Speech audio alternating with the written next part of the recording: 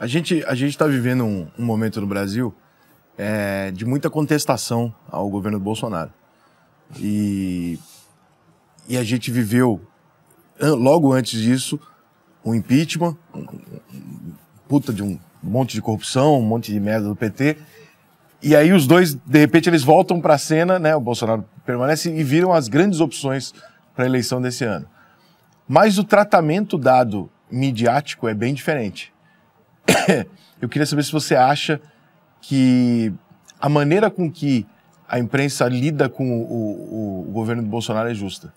Justa? Eu acho o maior absurdo que eu já vi na minha vida. Eu nunca vi alguém ser tão perseguido pela mídia como o Bolsonaro é. E olha que eu fui perseguido bastante. Eu diria para você o seguinte, o Bolsonaro, ele estabeleceu uma forma de comunicação com a sociedade que independe da intermediação dos meios de comunicação. Isso, e essa é a grande razão da repulsa da mídia. As pessoas falam, é que o Bolsonaro não está dando a verba publicitária. Isso pode ter até algum efeito, mas eu diria para você, vamos dar um exemplo clássico. Você acha que o faturamento do poder público tem influência no faturamento da TV Globo? Muito pouco. O que tem influência eles é a perda do poder. E o Bolsonaro, na hora que estabeleceu a comunicação direta, ele simplesmente tirou o poder de influência que a própria mídia tem sobre o eleitorado de uma maneira geral, sobre a população de uma maneira geral. Então, consequentemente, é pau no Bolsonaro. O Bolsonaro já foi para a campanha eleitoral, participar da entrevista no Jornal Nacional, já contestou os apresentadores no ar. Então, nenhum outro fez isso. Agora, eu diria para você o seguinte, a mídia foi a grande culpada do seu Sérgio Moro ter conseguido chegar onde chegou com essa Operação Lava Jato. O impeachment, não foi o impeachment que gerou o Bolsonaro. As pessoas estão muito enganadas com relação a isso. O impeachment foi um processo jurídico, político, que tirou um governo ruim, que a Dilma ainda conseguia ser pior do que a mediana do PT de uma maneira geral, porque a Dilma era pior do que o PT. O problema da Dilma é o seguinte, eu costumo dizer, o Bolsonaro viveu dos seus 3 anos e meio de governo, 2 de pandemia e está vivendo meio de guerra. Imagine a Dilma com 2 anos e meio de pandemia e guerra. A Dilma já era uma pandemia, imagine ela com pandemia. Então, o que acontece? Bolsonaro é fruto de um processo que eu procuro também, não querendo fazer de novo propaganda, mas eu relato no livro, que é o processo da polarização. A polarização não começou agora. Ela vem já desde a primeira eleição. Quando o Collor disputou a eleição, o Collor representava o espectro da direita que hoje está sendo representado pelo Bolsonaro. E o Lula tomou o lugar do Brizola, que era o Brizola que era a esquerda, tomou no Photoshop. E não largou mais, o PT não largou mais.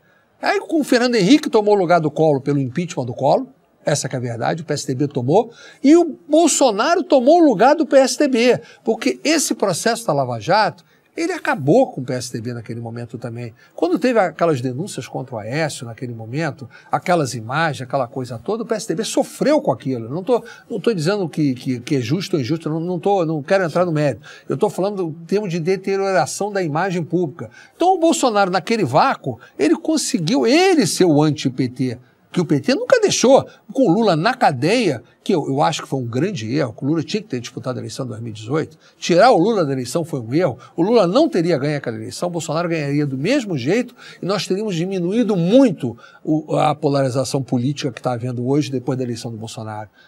Era muito importante que o Bolsonaro tivesse derrotado o próprio Lula naquela eleição. Agora ele virou como vítima. Por isso é que ele, aparentemente, ele está assim como um resgate. Naquele momento ele ia enfrentar dentro da discussão daquele processo. Não ia ganhar a eleição, não havia a menor possibilidade de não ganhar a eleição do Bolsonaro. Mas não deixou de ter o seu lado. A polarização era contra o PT. E o Lula, de uma certa forma, bancou a candidatura do Haddad de 2018 e dentro da cadeia ainda conseguiu chegar ao Haddad no segundo turno e com uma diferença, vamos dizer o seguinte, o Bolsonaro ganhou muito bem, mas tiveram lá 40 e poucos por cento dos votos. O Lula é um fenômeno disso. Não há dúvida, não há dúvida. Porra, porque... Mas é porque ele representa essa polarização, entendeu? Mas só que ele e nós temos 1/3 do PT, 1/3 que está o anti-PT e 1/3 que vai voar no momento. Em função que foi sempre esse outro terço que decidiu a eleição. Sempre. O Brasil é um país centro, né? Só que não é a terceira via. Eu comparo com o seguinte, você viu agora o que aconteceu na França com o Macron. O Macron é o centro da França, né? E ele venceu a eleição quando ninguém queria ele. Por quê? Porque lá na França é diferente. Lá eles não querem que a polarização ganhe.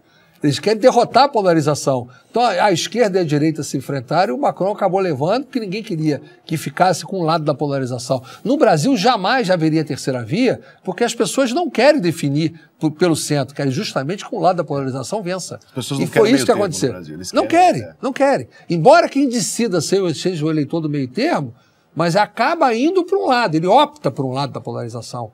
Ele não vai para o centro para ser alternativa à polarização. Reclama da polarização, mas leva ela ao extremo. Mas leva ela ao extremo. Porque ele decide a favor de uns lados. Eu assim acho que tem sido.